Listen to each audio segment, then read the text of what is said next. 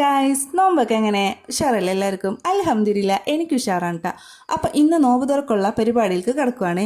രണ്ടാം നോമ്പിൻ്റെ അന്നേ നമ്മുടെ ആൾ കുടുത കൊണ്ടുവന്നിട്ട് പറഞ്ഞ് കറി വെക്കണോട്ടാന്ന്. എന്തൊരനുസരണേ, ഞാൻ അതെടുത്ത് അങ്ങ് മീൻ ബിരിയാണി അങ്ങ് വെച്ച് ആ വിഷമം തീർക്കാനായിട്ട് ഇന്ന് ഞാൻ കുടുത വാങ്ങി കറി വെക്കാമെന്ന് വെച്ച്.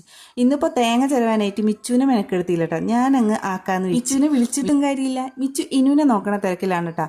ഇന്നിപ്പോൾ ജ്യൂസിനായിട്ട് കഴിഞ്ഞ ദിവസം എടുത്ത് വെച്ച ബാക്കി വെച്ച പൈനാപ്പിൾ ഇരിക്കുന്നുണ്ടായിരുന്നു. എന്നാൽ പിന്നെ അതിനധികം ഇരുത്തി ബോറടിപ്പിക്കേണ്ടെന്ന് വെച്ച് അത് അങ്ങ് എടുത്ത് ജ്യൂസാക്കി.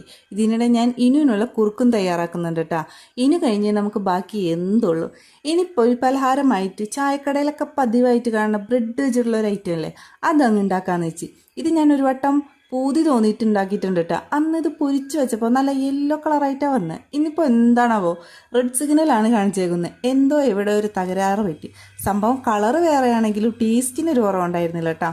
കളറിലൊക്കെ എന്തിരിക്കുന്നല്ലേ, അതൊക്കെ പോട്ടെ. ഇന്നത്തെ ഐറ്റംസ് എന്തൊക്കെയെന്ന് നോക്കിയാലോ. യെല്ലോ ബ്രെഡ് എന്ന് പറയാൻ ആഗ്രഹം ഉണ്ടെങ്കിലും അത് ഞാൻ ഇവിടെ പറയുന്നില്ല. എന്തായാലും കാണാൻ നല്ല ചേലൊക്കെ ഉണ്ട്, കൂടെ കഴിക്കാനും. പിന്നെ ബാക്കിയുള്ള ഐറ്റംസ് എന്തൊക്കെയെന്ന് നോക്കാം.